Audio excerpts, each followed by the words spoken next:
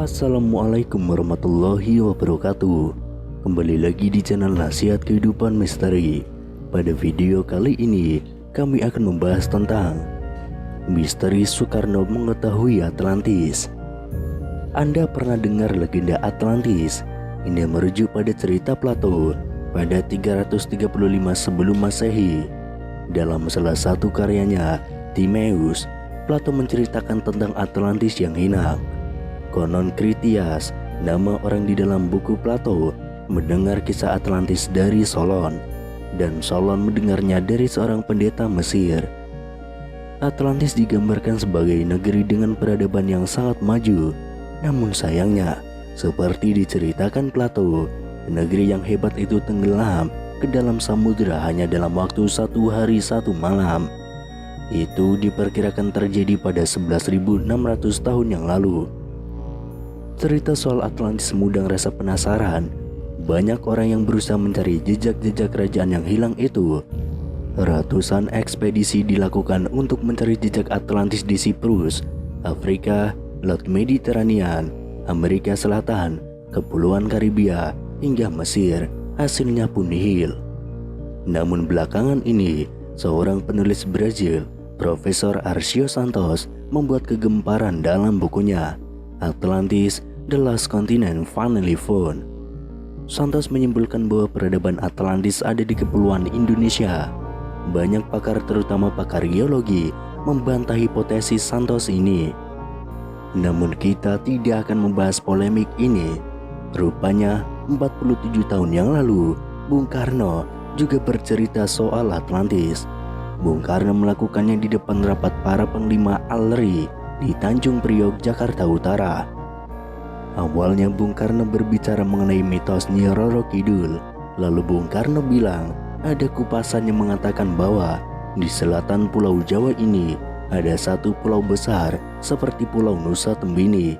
Kepulauan Nusa ini seperti Nusa Tembini diereh oleh seorang Raja Putri. Raja Putri itu, kata Bung Karno, mempraktekkan hukum materialkal.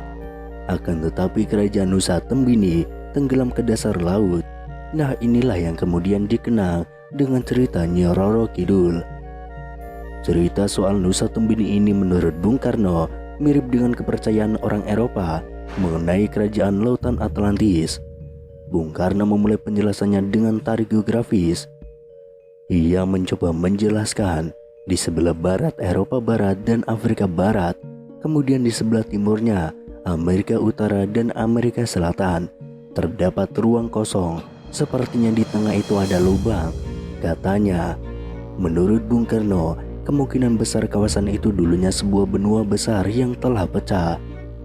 Di sebelah sini Amerika Utara dan Amerika Selatan, di sebelah sini Afrika dan Eropa, dan di tengah-tengahnya itu tadi suatu pulau besar yang dinamakan Atlantis, ungkap Bung Karno.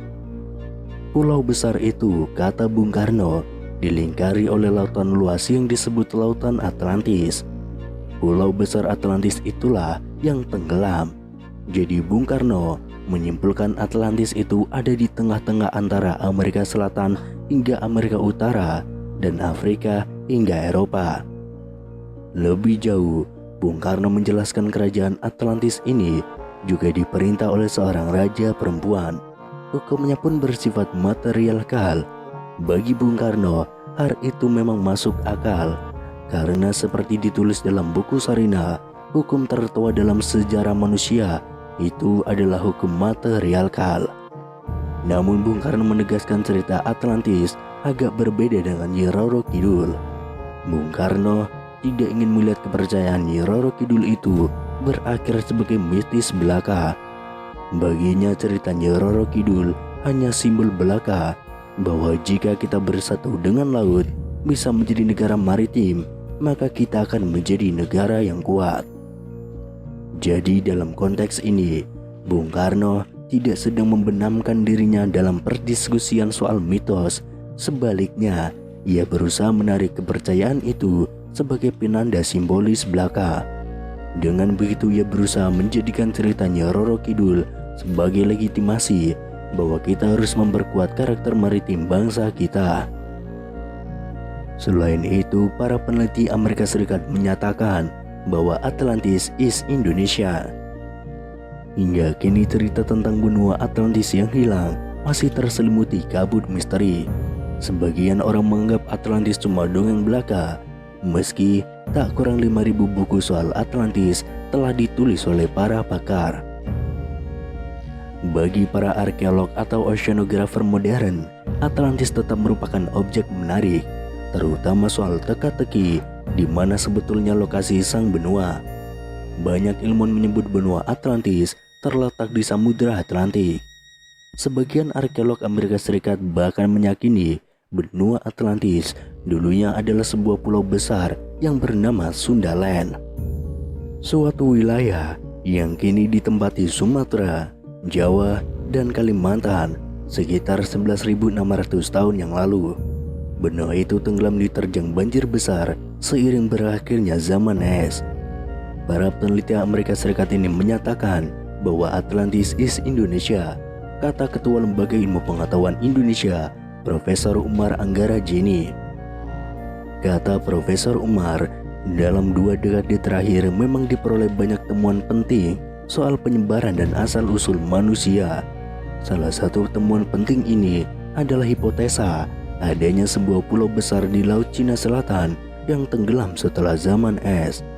Hipotesa itu, kata Umar, berdasarkan pada kajian ilmiah seiring makin mutakhirnya ilmu pengetahuan tentang arkeologi molekuler.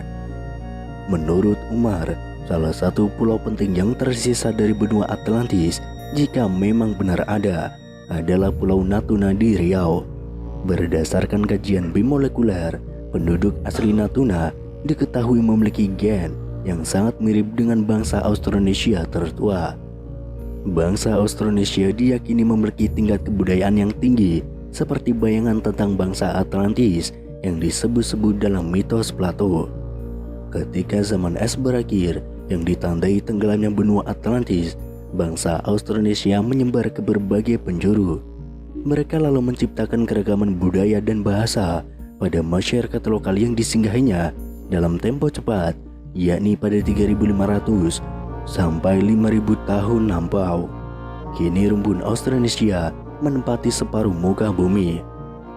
Ketua Ikatan Ahli Arkeologi Indonesia, Heri Tulman Simanjutak, mengakui memang ada pendapat dari sebagian pakar yang menyatakan bahwa benua Atlantis terletak di Indonesia. Namun hal itu masih debatable. Yang jelas, terang Heri, memang benar ada sebuah dataran besar yang dahulu bernama Sundaland. Luas dataran itu kira-kira 2 kali negara India